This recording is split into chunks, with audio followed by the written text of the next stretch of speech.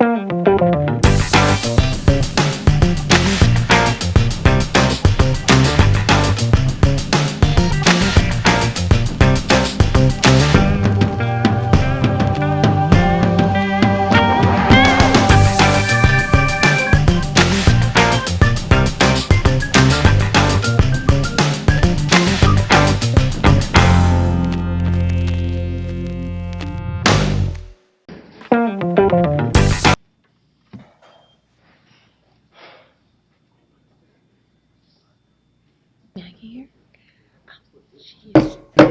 just We'll anticipate. call our regularly scheduled Planning and Zoning Commission meeting for today, October 25th, 2022 to order.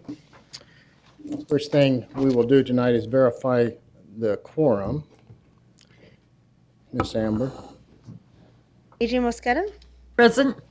Ron Rice, Present.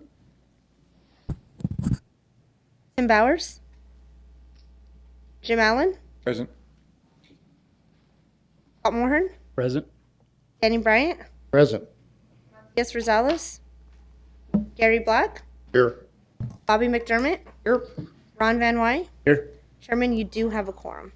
Very good, thank you, and welcome everyone who's here attending tonight. We do have some special guests with us tonight. I want to bring them to the attention of the commissioners that don't know and the audience that's here.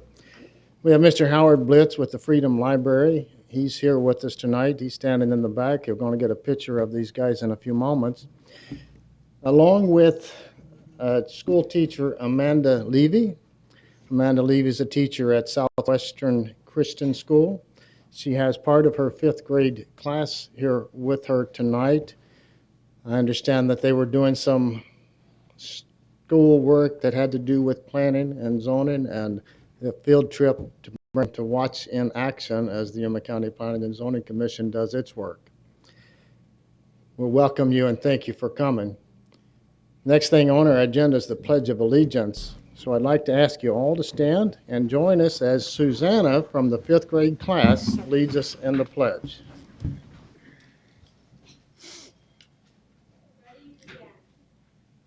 Pledge allegiance to the flag of the United States of America and to the republic for which it stands, one nation, under God, indivisible, with liberty and justice for all.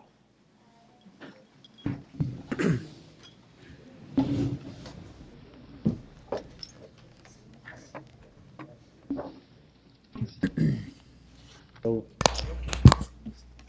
we have a little housekeeping to do before we get into our meeting. If you parked in the rear employee-gated parking lot, please immediately move your car to the north parking lot to avoid being locked in. There's no egress from the hallway to the south parking lot, and the only entrance to the north parking lot through the auditorium. All access to the DDS building is limited to staff only as a security precaution. If you wish to speak at the podium tonight, sign in at the sheet in the rear of the table. And before you speak, when you come to the podium, give us your name and your address for the record, please. When you do speak, address your comments or questions to the chairman, and then I will designate who would answer those questions for you. If you have handouts for the commission, give them to staff, and staff will distribute them to the commissioners. If you show information on the overhead projector, give a copy to staff so that it can become a part of the permanent record. Restrooms and drinking fountains are just down the hallway behind us, behind the meeting room. Feel free to use those facilities as needed. And please, no food or beverages other than water in the meeting room while we are in session.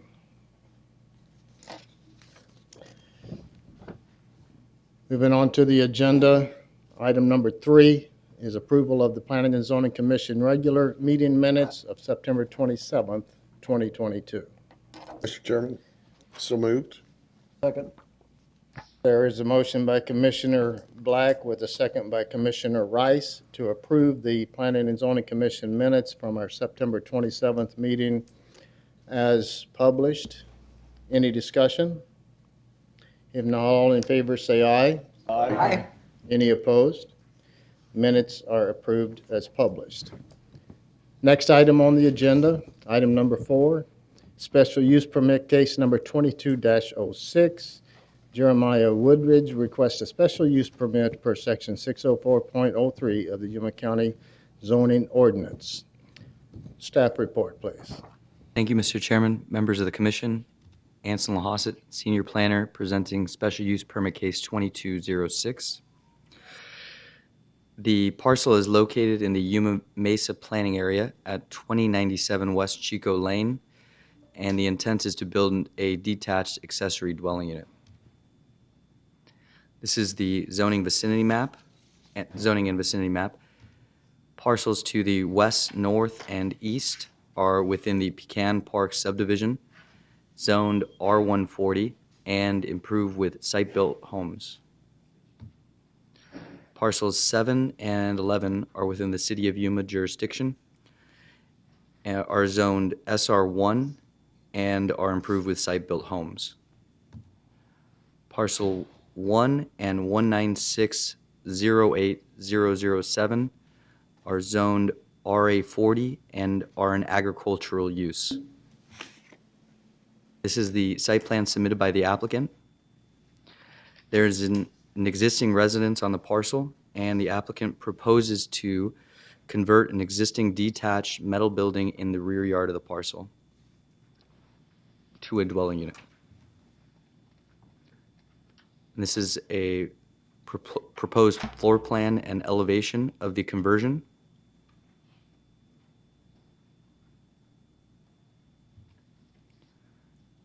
This is an aerial image of the subject parcel and the surrounding area. And this is an aerial image looking north at the subject parcel, which you can see the existing metal storage building. And this image is looking southwest at the subject parcel. Staff received no comments from property owners within the zoning notification area. Marine Corps Air Station, Yuma, requests an aviation disclosure statement. Staff recommends approval of special use permit case number 2206, subject to the following performance conditions. Within 60 days of Board of Supervisors approval, all owners or their agents must provide the following: an ARS 12-1134 waiver and a recorded aviation disclosure statement. Mr. Chairman, this completes staff's presentation. Are there any questions for staff? Do any commissioners have questions of staff at this point? I have one. Yes. I noticed on the drawing that this is going to be a two-story building from a single story. I don't know that that makes any difference, but I did, the drawing we had showed a two-story.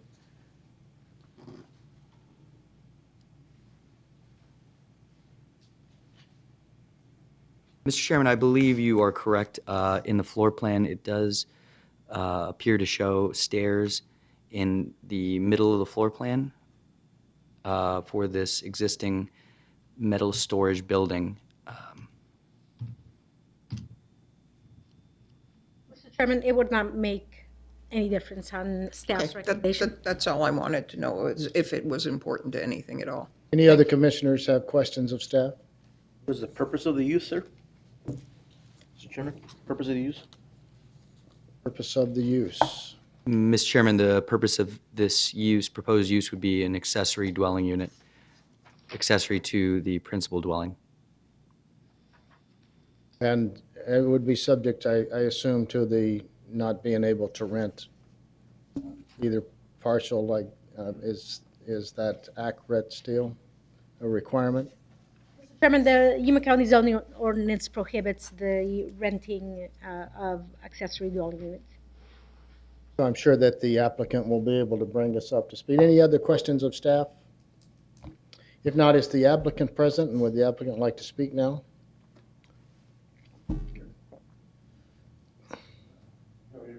Yes, come to the podium and name and address for the record. And tell us what you'd like. My name is Jeremy Wooldridge. I am the principal of this property. The reason for me submitting this to the county is I would like to proceed to build a dwelling for my mom.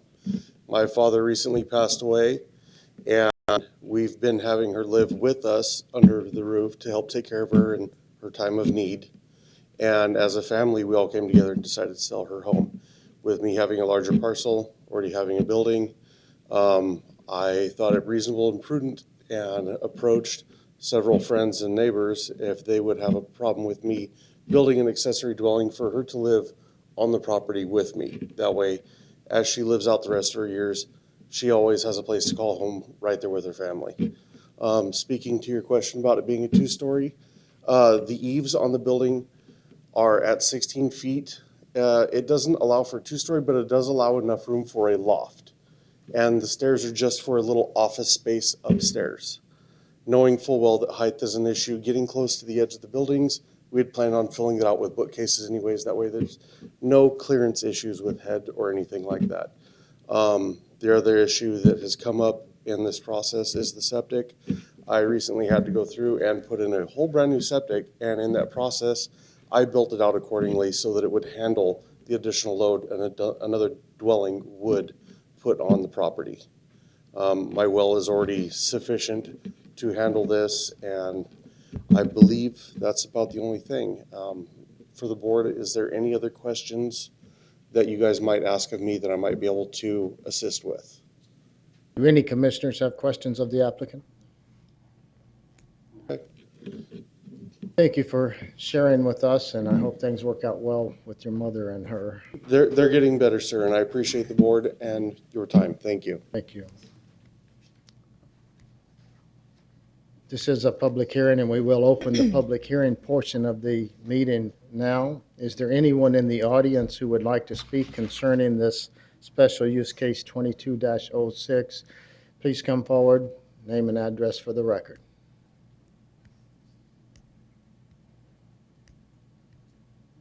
My name's Dawn Lawson. I'm at 2233 Chico Lane.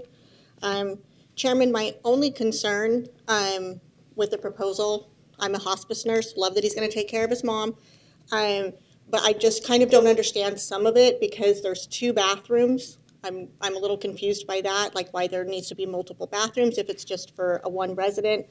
I'm also a little bit concerned about parking, and because we live on a cul-de-sac and there's lots of small children that play outside all the time, we've seen an increase in traffic lately, which has become a big concern. The third concern that I would have is how are we as the other residents on that street assured that this doesn't just turn into an Airbnb or a rental? The mother eventually will pass, and then he basically has an accessory dwelling with no family member to occupy it at that point. So I'm just a little unclear on those things. Yes, and as are some of us. I mean, this is a code that is and a permitted use with special use permit in the Yuma County zoning ordinance. I call them rezoning by special use permit because we're rezoning property with a special use permit. It's difficult to understand, and all of the reasons that you described are why I'm hoping someday we can find a way to accommodate 2 cooking facilities in the same house so that we don't have to have people separating a unit into 2 dwelling units. But I certainly couldn't answer those questions for you, why there's more than 1 bathroom. We can ask the applicant if he wants to come back up and explain why you think he might be overbuilding for a single mom. I do, and I mean, I understand the shop's already there, and that takes away a lot of my concern that we're not doing a brand new build, because as was mentioned in the presentation, just 100 yards or whatever it is, we've got a lot of these guest houses going in, which then can be rented out Airbnb. It's a big thing right now.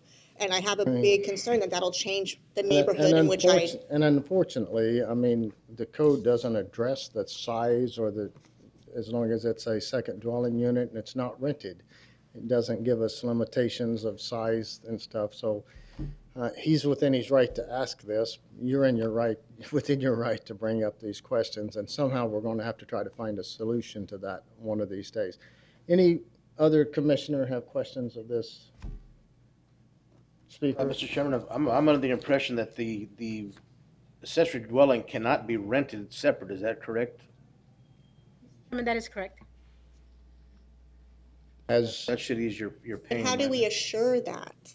I mean, we can say it's not allowed, but how do you make assurances to that it's not going to be rented out and there's not going to be, more family members living on that bringing in cars or, bringing dogs or whatever, all the things that make that street what was very important to me when I bought it on my own as a single woman. I own that house, and I'm trying to just make sure that I'm protecting my livelihood and peaceful, area.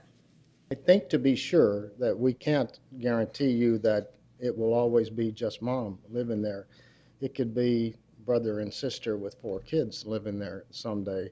As long as he's not renting it, it's his second dwelling unit. So those are all the concerns that I have with the policy that the county has of allowing second dwelling units or requiring second dwelling units if you're going to have two cooking structures in the same home. But you're right to be concerned. It could be, we'll let the applicant see if he wants to try to ease those concerns, but we have no enforcement mechanism unless someone reports a violation that they think it's being rented, and then the county would have to try to prove that it is being rented as opposed to being loaned to a family member. So it's difficult to enforce. Exactly, and that's where my concern's coming from. Understand. If I could get a promise that, it's going to be for his mom, then obviously I would support that. That's, as a hospice nurse, I would As a hospice totally. nurse, you probably would. But as I can't get any assurances. I've tried to do some research. I can't figure out how it couldn't just, and then also the concern of setting a precedence for that street. If he gets one for his mom, well, why can't I just have one for my mom and everybody else have one for their mom? And next thing you know, we've got a much more dense neighborhood than what I chose to live in. Rezoning by special use permit. Any other commissioners have questions? We heard your concerns and we thank you for coming and sharing with us. Anyone else in the audience like to speak?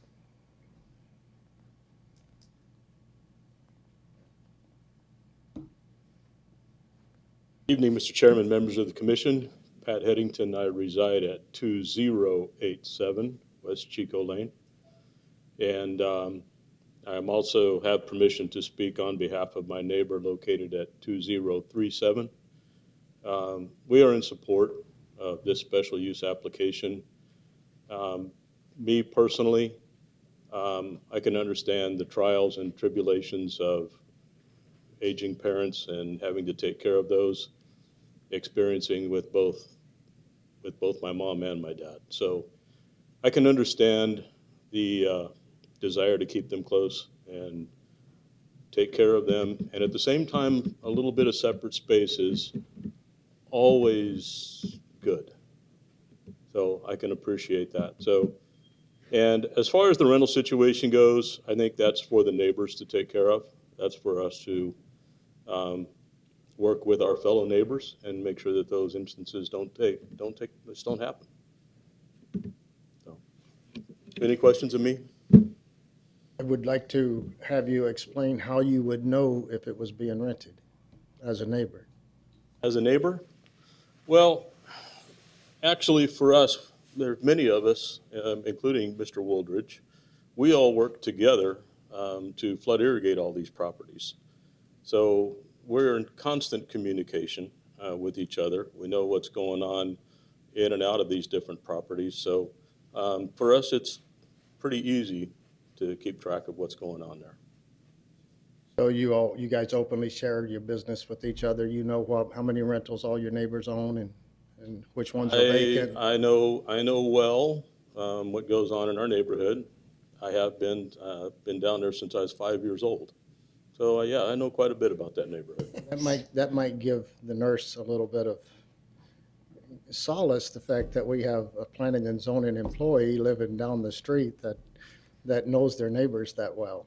Hey, I full well try and communicate and work with and be neighborly with all my neighbors. Any commissioners have questions?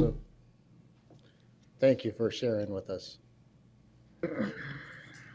Anyone else in the audience tonight who would like to speak concerning this special use request? Mr. Woodridge, come back.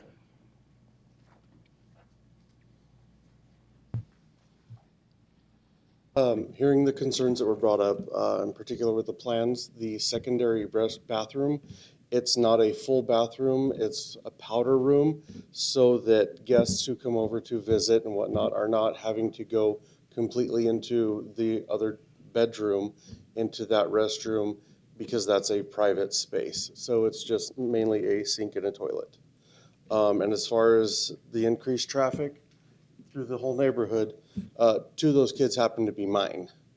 And as my other neighbor said, we really do watch everybody like a hawk. As a matter of fact, I came from there just now and made note that there were 3 strange vehicles going up and down the road and wrote down license plates. So we're very vigilant. And if there's any other questions or anything about the property, I'm more than happy and open and transparent about what I'm doing there. Because I'm trying to do it all on the up and up. That way, it's safe going forward for myself and later on down the road when I pass it down to my kids, for them. So, thank you very much. Oh, unless there's any other questions. Anybody have questions? Well, I want you to understand Yes. that the challenge of the county policy doesn't challenge your intentions. And all of us believe you're doing a noble thing by taking care of your mom. And I'm getting to the age I'm hoping my kids will do the same thing. As we all, when we get there. I hope they watch tonight and see what an example you're setting for them, okay? I just wanted to clear the air and make sure there were no other concerns going forward. I appreciate that. Thank Thank you you. so much. Anyone else in the audience like to speak concerning this? You can come back to the podium one more time, yes. Again, Dawn Lawson of 2233 West Chico Lane, Chairman. I'd just like to speak to what was said about, all of the neighbors coming together. There are a few neighbors that tend to make decisions, and they've been there a long time, and they have seniority, and they kind of have these relationships. I don't feel that at all. There's decisions that get made, they move things around, things happen. So that's why I'm here today, because I do feel that if I don't make sure that I'm asserting my rights as a property owner, that I could lose certain enjoyments. So it's a nice story, but that's not necessarily the reality for everyone on the street. That's not been my experience since I've lived there. So, Thank you for sharing that with us. thank you. One last call for any comments. Seeing no one from the public, we'll close the public hearing portion of the meeting and come back to the commissioners for discussion and action. Mr. Chairman, Commissioner Van Wy. make a motion that we accept the county's recommendation of approval of 2206 as presented by staff. I'll second that. We have a motion by Commissioner Van Wy with a second by Commissioner AJ to recommend approval of special use case 22-06 as presented by staff. Is there any discussion? Mr. Chairman, there's just one thing. On properties that have the land available, I feel like the owner should be able to build an accessory dwelling. So you and I are thinking a little bit opposite, but yes, it's a little messed up.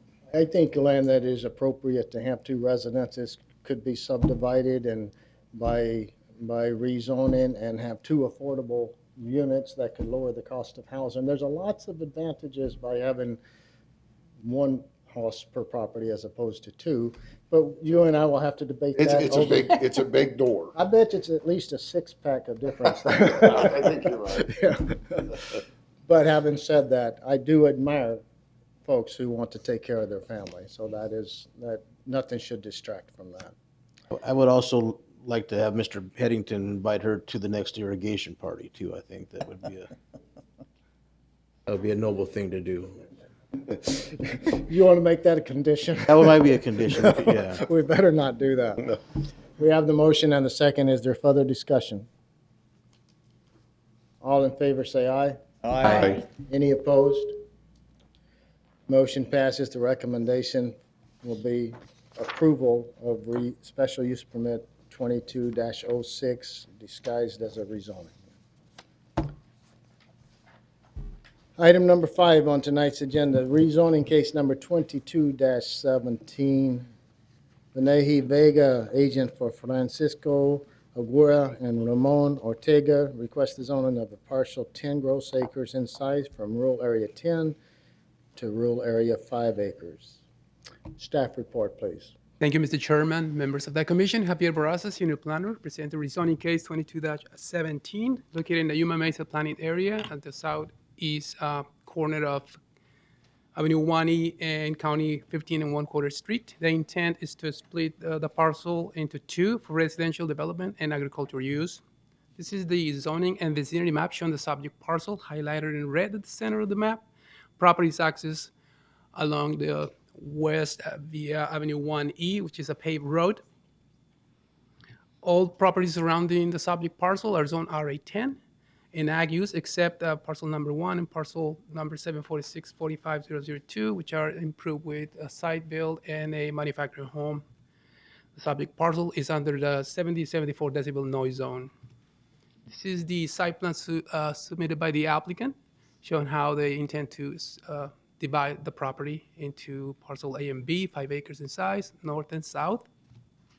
This is an aerial view showing current condition of the parcel. This is a view looking east of the subject property from Avenue 1E. Now looking north along Avenue 1E.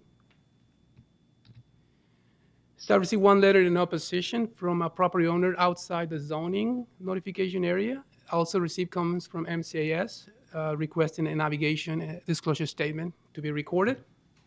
Staff recommends approval of rezoning case 22-17, subject to the following performance condition. Within 60 days of board's approval, the owner or agent shall do the following: provide an ARS 12-1134 waiver, record an infrastructure disclosure statement, record a navigation disclosure statement, record an agricultural disclosure statement, and also record a schedule for development disclosure statement. Also would like to add the following schedule for development as condition. Number 1, within 1 year of approval by the board, the owner or agent shall split the property by means of a land division permit pursuant to section 507 of the Yuma County zoning ordinance. Number 2, within 1 year of approval by the board and prior to approval of the land division permit, all lots shall be provided with means of irrigation and access to irrigation water. The owner applicant shall submit a letter from the irrigation district to the Department of Development Services confirming that a satisfactory irrigation system is installed and the individual lots will have access to irrigation water. This map shows that the property on the south with the little star is the resident that is opposing this request. And with that, Mr. Chairman, concludes staff's presentation. Thank you, sir. Any commissioners have questions of staff? If not, would the applicant like to speak?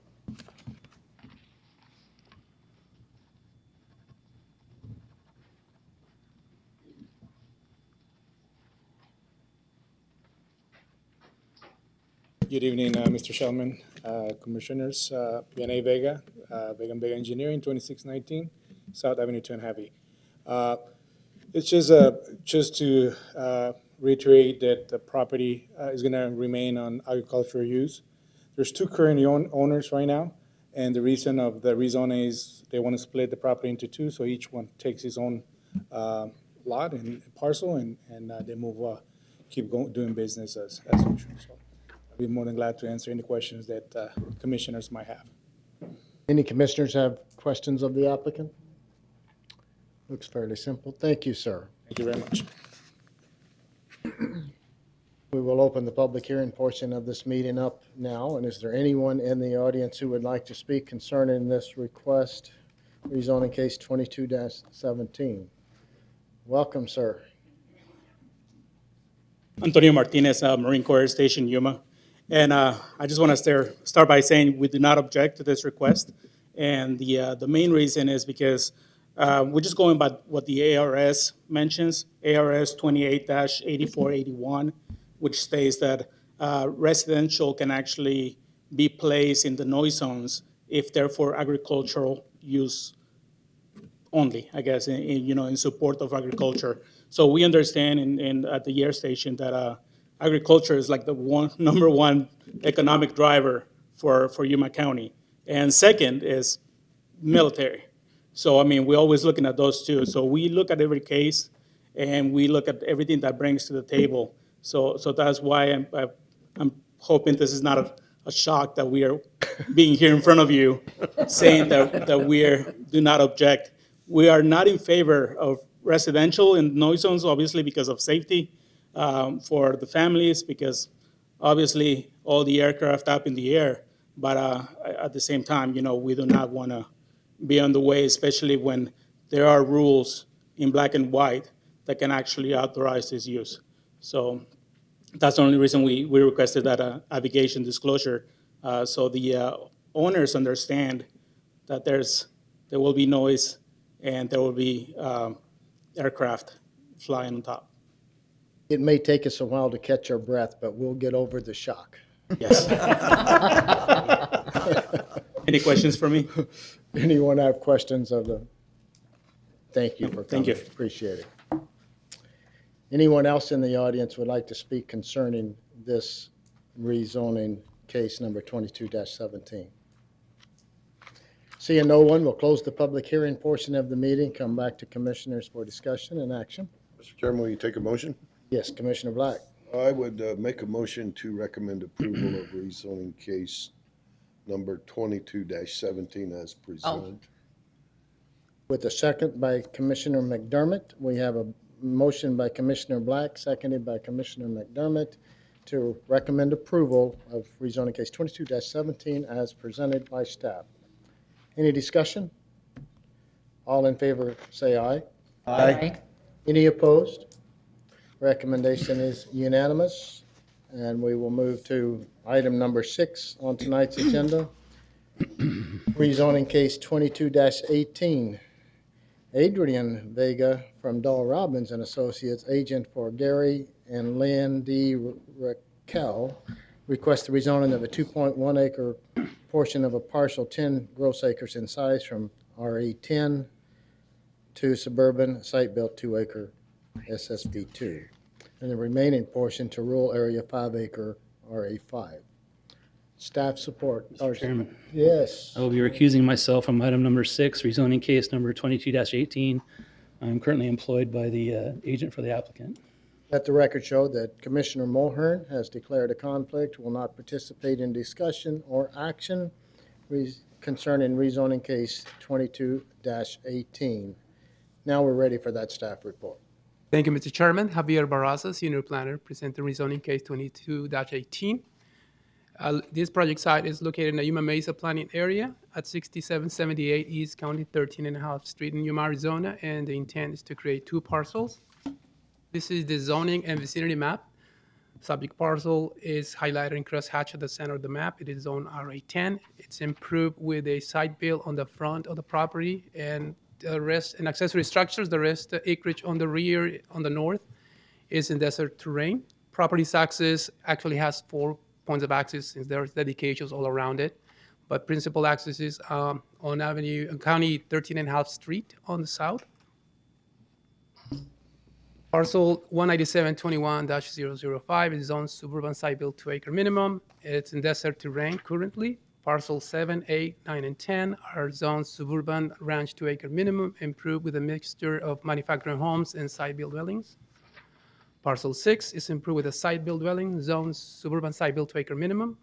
On the south, parcel 34, 35, and 43 are zoned suburban ranch 2 acre minimum, improved with site builds. Parcels 1, 2, and 4 to the east are also properties improved with site built dwellings, zone RA5. And parcel 197-21-004 is in desert terrain, zone rural area 10 acre minimum. This is the site plan submitted by the applicant. The dashed line shows dedications, and the green line is the actual property lines. As you can see on the south, parcel A is where the site build is going to stay. It will be 2 acres. and the remainder acreage will be the RA5 property to be zoned. This is an aerial view showing outlined in red the subject parcel. If you pay attention to the west and east axis on the south, there's some vegetation in those right-of-ways. This is a zoom-out version in context within suburban State Route 195 and County 14th Street on the south. This is a view looking southeast corner of parcel from Patton Drive. If you on the right of the double arrowhead over there, you will see on the right, that's the private access easement that serves the properties on the east. And on the left of that sign, you will see the right-of-way with some vegetation, kind of like a natural barrier there. This is looking northwest from the intersection of Patton Drive and County 13.5 Street. I placed some red lines to kind of delineate where the right-of-way dedication on the east is located. It's approximate. A view looking east at County 13.5 Street from the parcel. The pavement starts right at the intersection of Patton Drive and County 13.5 Street going east. This is looking northeast, same way. There's showing on between the red lines is the right-of-way dedication on the west. This is a panoramic view looking north of the subject parcel from County 13.5 Street. Now looking south of the parcel from the northwest corner. Now looking south of the parcel from the north. Staff received no comments from property owners within the zoning area in opposition or in favor, but we did receive 2 phone calls just asking questions about the project. MCAS does not object.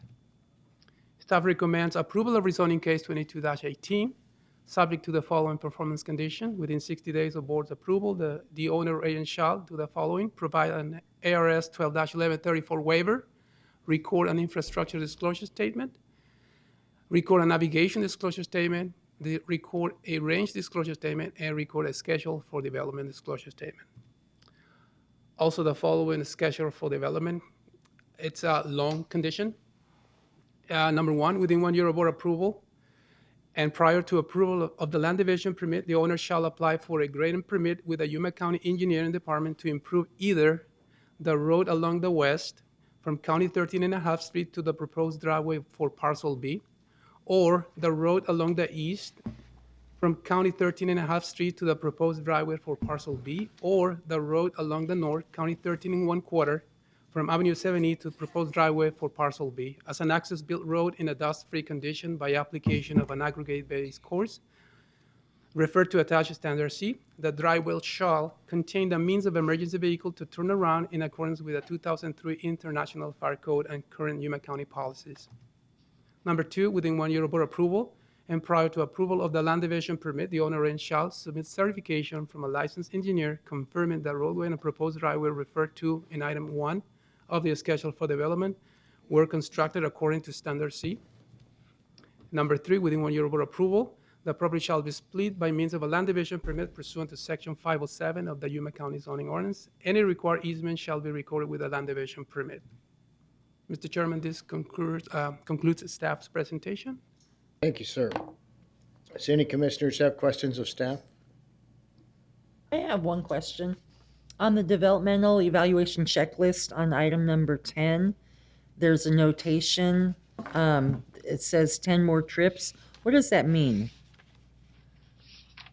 Mr. Chairman, according to the engineer's rules, there's the potential trips that could be, this development will bring additional 10 because it's a new residence. That's the number that it's used.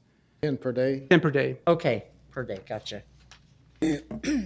Any other questions from commissioners to staff? Thank you. If not, is the applicant agent here? Would they like to speak? Going to waive his time at this point. We will open the public hearing portion of the meeting and ask if there's anyone in the audience who would like to speak concerning this rezoning case 22-18.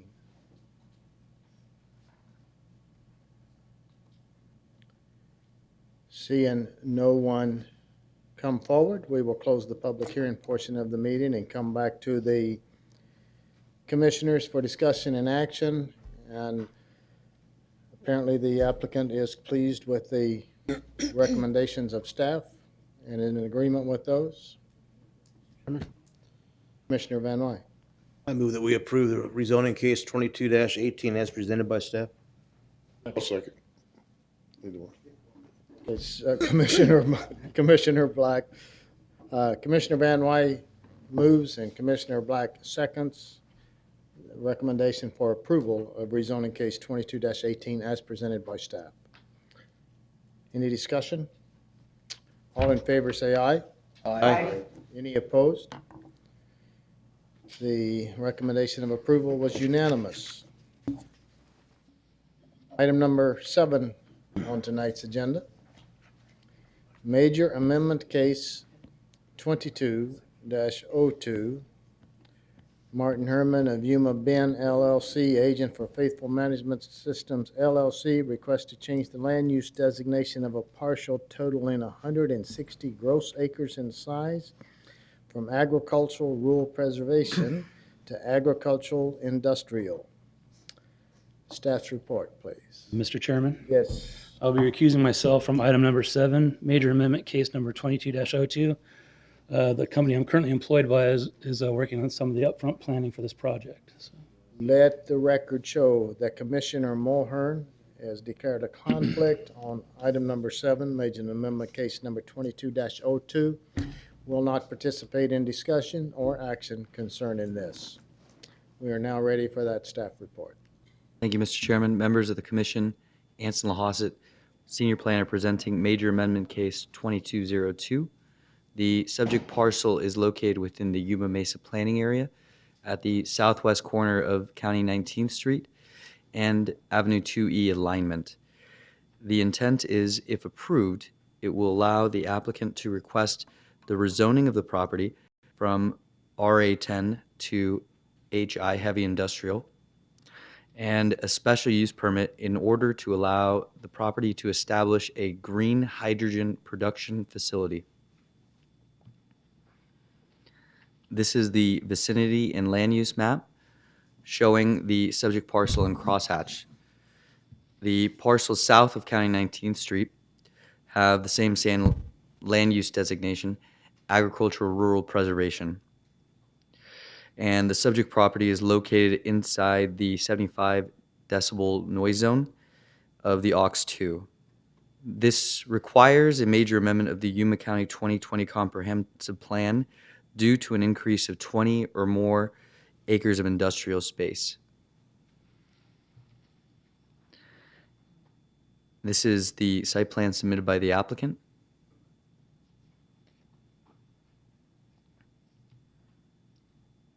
This is an aerial image of the subject property, which is currently fallow. This portion of the Yuma Mesa planning area is mainly agricultural. To the west is the location of the South Yuma County landfill. West. This is an image looking east along County 19th Street. In the middle, you can see some agricultural buildings. The nearest residence to the subject parcel is approximately 2,500 feet east. And this is an image looking southwest. Near the middle, you can see the South Yuma County landfill.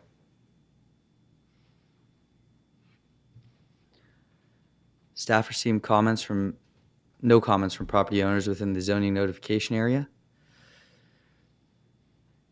MCAS Yuma provided the comment that the subject parcel is located 2 miles from the Barry M. Goldwater Range and within the AUX2 75 decibel noise zone, and requested measures to achieve a noise level reduction incorporated into the design and construction of portion of buildings, safety guidelines, and a traffic study.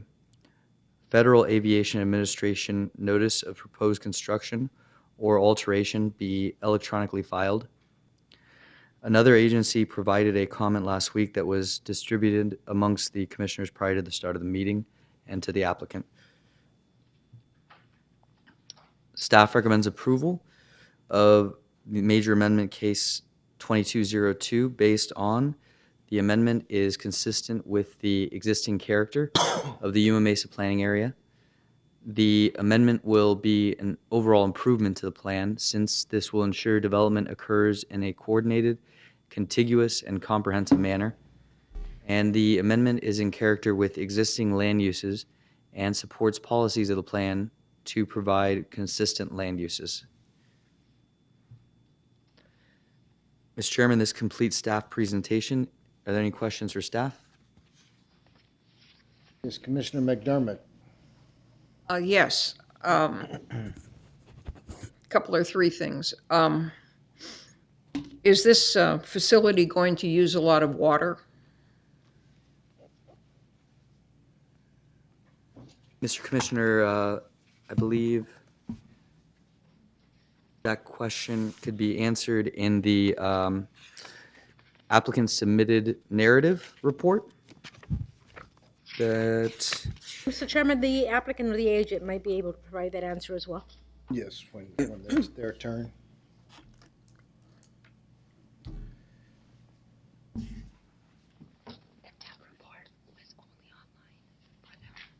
If it indicated, I must have missed it then.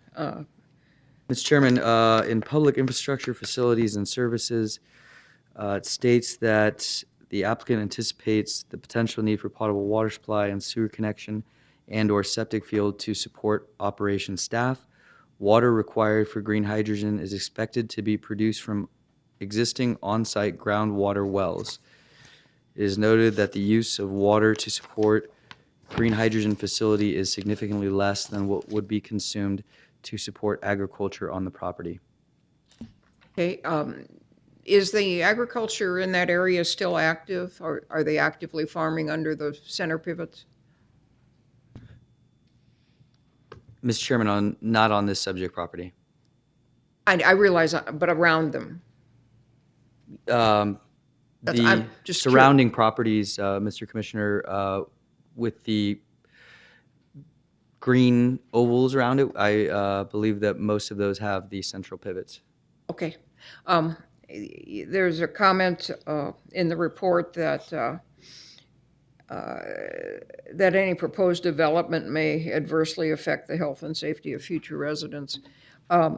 Just in that I just would want to make sure that that was well noted. If indeed at some point in time this part of the mesa starts to be developed, since it is all under well, that be a factor, that make sure that the people who are buying property in that area would know that. Do any other commissioners have questions of staff? Commissioner Rice. This handout that we had just before the meeting, and in the third sentence, in reviewing the site, we were wondering about circulation. I don't understand what circulation they're talking about. Roads, air, what? Well, they talked about a legal right-of-way, so I suspect they're talking about traffic of some kind. Yeah, I would imagine there's going to be a lot of truck traffic and a lot of other things having to do with this. I would think so, but I'd just like I to wondered clarify. about a byproduct or something. I didn't. I think it leaves it pretty vague. Does staff know what was intended by this comment from the? Or is there state land around it that might be trespassed on? The State Land Trust is a property owner in the vicinity of this subject parcel. Okay, so are some of the center pivots state lease land? Is that what they're talking about? Yes, Mr. Commissioner, that some of the central pivot properties are state trust land. Okay. Does that help with your question? Any other commissioners have questions of staff? If not, if the applicant present, would the applicant like to? Mr. Chairman, just to follow up on the question about access or the comment about access. Yes. That information or that those requirements will be addressed during the building permit review process. They may have to submit a traffic impact study or provide an improved access in lieu of a traffic impact study. Chairman, would that include a traffic study for a facility of this? With the South County dump down there, I know there's a lot of traffic there. Mr. Chairman, like I said, if the developer, depending on how they design this and design the access, it may be sufficient to not require a traffic impact study. But like I said, those determinations will be made at the time of building permit review. Permitting process. So is the applicant present? Would the applicant like to speak? Yes. Ladies and gentlemen, commissioners, thank you for entertaining this application this evening. My name is Eric Ellis. I am the Vice President of Product Development for the Southwest region for Bright Night Power, and we are the proponent along with Plug Power. And so this facility is, as described, is to manufacture green hydrogen. With respect to some of the questions about agriculture use, we are working with the State Land Department. We have received a planning authorization from the State Land Department. And so the pivots that you see right around the facility would accommodate a solar facility that would be located adjacent to the hydrogen production facility. Those pivots can currently consume about 10 million gallons per day. There's alfalfa that is grown. It's pretty sandy property out there. The water use, with respect to the questions, is 200,000 gallons per day. So it's about a 99% reduction when the adjacent when the adjacent pivots that are put into the solar field, there'll be a really significant 99% reduction in overall water use in terms of the footprint that is installed on the facility. With respect to the questions about traffic, yeah, we would perform that traffic study under the following permit and make sure that it complied with all county regulations. Currently, there would be liquefied hydrogen that would be made on the facility. It would be about 8 to 12 trucks per day. They would basically be of the size of a semi. That means about 1 truckload every couple of hours coming in and out of the facility. As has previously been noted, we've been very thoughtful with respect to how can we site this facility. It would bring 60 full-time jobs to the county. High-paying manufacturing and renewable energy jobs to the county. With respect to just the number of trucks, it would be once every couple of hours. Where do those trucks be going? Yeah, so the trucks will be to serve various markets in Arizona and within the Southwest.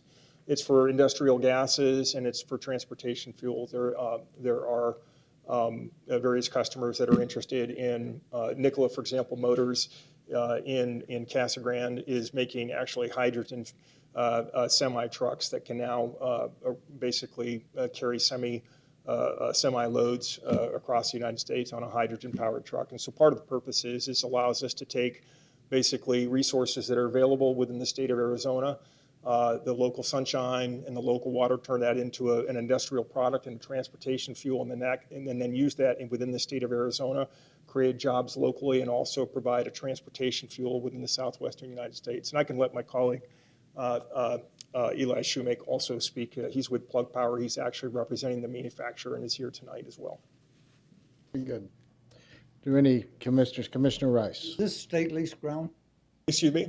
State lease? No, this is actually private properties. We've actually purchased the property, and it is private land. The adjoining property, so the red parcel that you see is 160 acres. It's part of a 320-acre purchase, which we've made.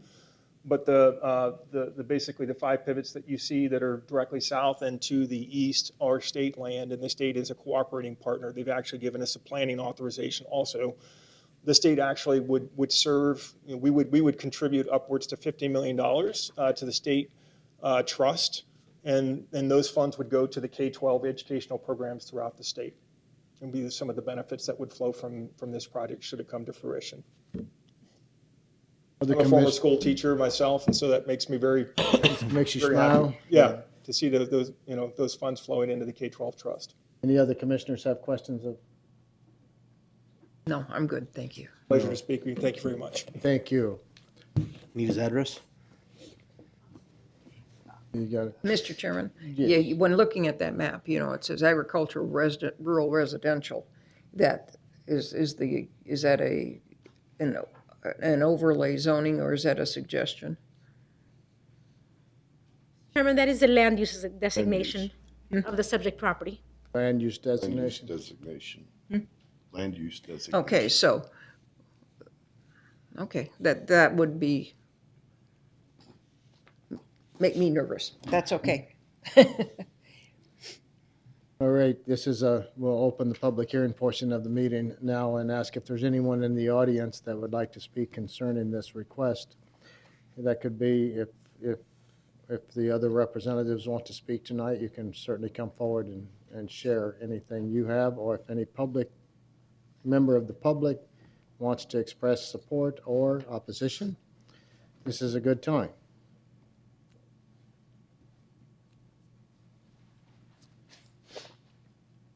Mr. Chairman, Commissioners, Eli Shoemake with Plug Power, and I just wanted to give you guys the opportunity to ask me questions if you have questions about hydrogen or the hydrogen plant in particular. And I think Eric did an excellent job of, you know, describing what we're looking to do on the site and what our interest is. But I did want to give you the opportunity to ask me questions if you had any. Thank you. Any commissioners have? Yes, Commissioner McDermott. Is this an explosive type product that you are producing? What are the hazards? So hydrogen can be explosive. You know, essentially it's the rocket fuel that NASA uses to, you know, launch rockets. It's really like any other fuel, though. When we look at it, it has its challenges, it has its concerns, but it also has areas in which it's much safer and much better than conventional, you know, like gasoline or diesel or things that you're used to putting in your car, which can also be explosive in the right conditions. So it is something, safety is something we take very seriously. We've already had a meeting with local representatives, first responders, fire department, to talk to them about the project and what we're looking to do. And we would be working closely with them to make sure that, you know, safety concerns are met and that they have the proper training in order to respond to any issues on site. If all the pieces fell in place, what's your timeline? So our timeline for this project is end of 2024, December of 2024, to have the plant up and operational and starting to produce fuel. You would have it up and operational if the timeline is met by the end of 2024. Correct. Commissioner Rice. Down the road, and I believe in hydrogen as a fuel, I like it. But would that ever have a retail outlet there? Probably not. We don't anticipate doing retail sales. Really, as an operation, we're more of a business-to-business kind of supplier. Traditionally, you know, our background is in supplying material handling transportation fuel. So today we are have over 165 fueling stations across North America for actually forklifts and similar material handling equipment inside warehouses that are using our fuel cells, and we're delivering hydrogen to today. As Eric mentioned, you know, we're looking forward to the future and larger things like semis and diesel trucks that are switching over to this fuel as well. But it's really you know, selling to kind of warehouses and businesses and commercial entities. That being said, we would be happy to support retail operations for like consumer vehicles, but we would likely not be putting in those stations ourselves. We'd be selling to, you know, some other entity that wanted to put in, you know, like the Shell station down the street, for example. Yes. How are they rated? Oh, I'm sorry. Does your product require creating hazardous waste or chemicals that we have to worry about? No. So the process for creating renewable hydrogen like this, it takes renewable electricity generated from the solar panels, and it takes water coming from the well out of the ground. We do have to purify that water, so we will have some small amount of reject water. We try and minimize that as much as possible. But it's already what's coming out of the ground. It'll be slightly saltier. It'll be everything that basically isn't the pure water in that water stream coming out of the well. But that's basically the only reject waste. Everything else is going to be pure water that's then split into oxygen, which is released into the atmosphere, and the hydrogen.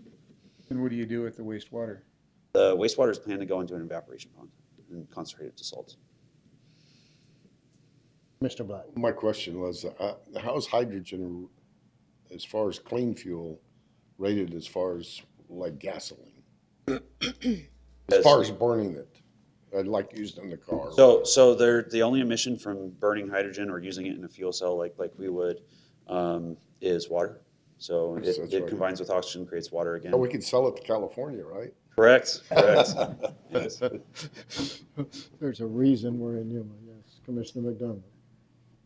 Yeah, I understand that you're going to be putting in more wells to provide the amount of water that you need. A single well should suffice. Single well, okay.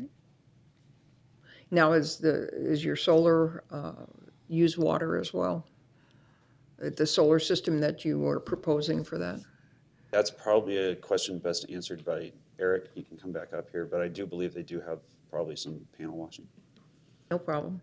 I'm just curious, water is pretty important in this part of the world, and that south end of the mesa has the 242 well field that is helping to defray water that goes to Mexico. So it's interesting. But how many gallons per minute in a single well? That's a good question. So it's 200,000 gallons a day. I'd have to divide that back out to gallons per Quite a bit of water. That'd be a pretty big well. Yes, A little bit to the question about the solar. So the solar facility uses about 100,000 gallons a year. It's about the equivalent of 10 to 12 annual residences. They've done just a remarkable job in terms of being able to really get the cleaning techniques down. A lot of times now there's robotic washers that go across and they really don't need cleaning that often. And so again, it's about, think of it as 10 to 12 residential, it's 100,000 gallons a year. That was one of the questions about the consumption of the water. And then with respect to the well, there are two 1,500 gallon per minute wells on the facility. This not too long ago was farmed for alfalfa. Just to put it in context, a 1,500 gallon, so I'm sure you're probably aware, these pivots out here run 24/7, almost 365. So when a pivot is running on one of these circular on a day, it'll produce 2 million gallons a day.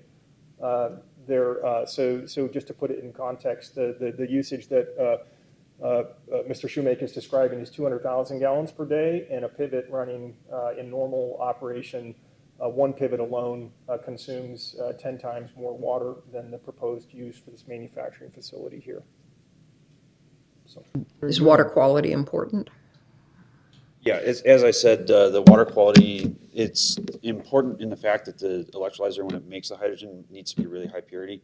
But because it needs to be so high purity, we will need to do water treatment basically regardless. We could have potable water, we could have seawater pumped out of the ocean. It doesn't really matter because we're going to have to purify it further anyway in order to get it into the electrolyzer. So it's more up to us to ensure that we have those purification systems to make sure that our systems run. I missed what you said you were going to do with your brine stream. Into an evaporation pond. Okay. Will that then create, only because I've worked with the desalinization plant we have here in town when it was built. I had brine stream going out into evaporation ponds, but they do leave behind the minerals that blow and stuff. So I don't know. It's certainly a much smaller footprint than what you are talking about, but that is a concern. Is dust control on your evap beds? We would do dust control to minimize that, and we would clean up any salts and move them over to the landfill probably. We have problems with PM10 and non-attainment areas and things like that. So I mean that is a concern. Thank you. Great. Any other commissioners have questions of either of these gentlemen?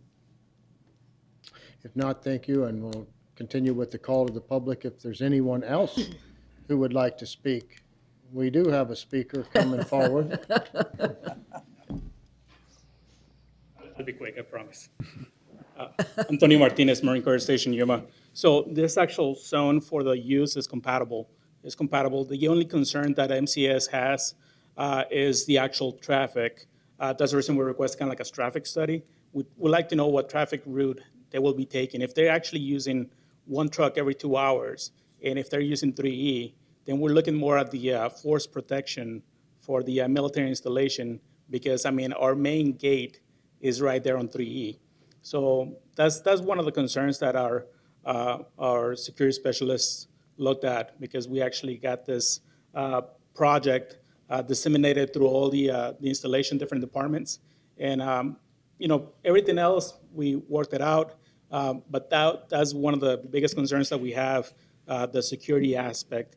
One, as you mentioned, is an explosive type of material. And we have it, if they're going to be using 3E, 3E is not in the best, is not the best road from the base down to County 19th. You agree with staff that traffic patterns and where to route traffic would best be worked out during the permitting process? I am. So I just want to be on the record that that's one of the concerns that MCAS has, and mainly for force protection. That's all I got. You would think that they would take the County 14th over to Right. Ash Highway And that- anyway, and- so. And that's all we would like to be aware of. Like, they tell us that, we're like, Just covering these bases. Again, shocking us. He's here, not opposing something. shocking. All right, thank you. Thank you, Tony.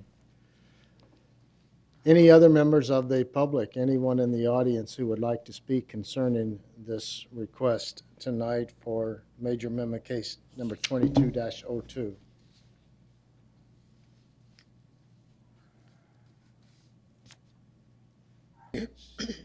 Seeing no one, we'll close the public hearing portion of the meeting and come back to commissioners for discussion and recommendations. Mr. Chairman, will you take a motion? Commissioner Black. I would make a motion to recommend approval of major amendment case number 22-02 as presented. We have a motion by Commissioner Black with a second by Commissioner Rice to recommend approval of major amendment case number 22-02 as presented by staff. Is there any discussion? All in favor, say aye. Aye. Any opposed? Motion to recommend approval is unanimous. Thank you guys for considering Yuma, and appreciate you coming down. Very good. Item number 8 on tonight's agenda, the request to open the public information and participation process for the draft Yuma County 2030 Comprehensive Plan in accordance with Arizona Revised Statutes 11-805F. Staff. Thank you, Mr. Chairman. Javier Barraza, Senior Planner. This is the 2030 Comprehensive Plan draft, and it will be distributed on October 25th, starting today, if it gets approved by you. For the 60-day period for public information and participation process, we will have one open house to be held here in the Department of Development Services, the date to be determined, and the document will be distributed to local, state, and federal agencies. And at this point, we recommend that the Planning Commission release the draft of the Yuma County 2030 Comprehensive Plan for the 60-day PIPP process. Mr. Chairman, that's pretty short and sweet. That was a quick staff report. Yes. Thank you. Do any commissioners have questions of staff at this point? If not, is there anyone in the audience tonight that would like to speak concerning this proposed request to release the draft of the 2030 Comprehensive Plan? No one here to speak on the Comprehensive Plan draft tonight. We'll close the public hearing portion of the meeting and come back to the commissioners. Chairman? Commissioner Van Wy. I move that we open up and release the draft for the 60-day period for process. I'll as second presented by that. staff. There is a motion by Commissioner Van Wy with a second by Commissioner AJ.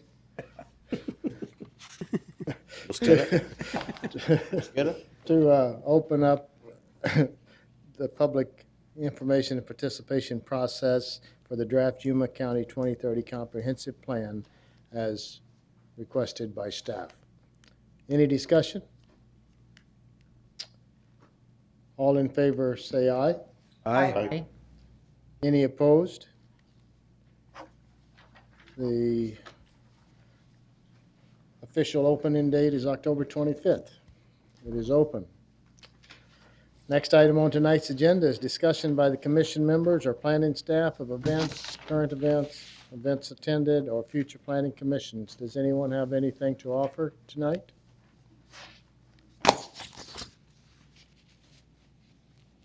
Nobody's in a sharing mood tonight.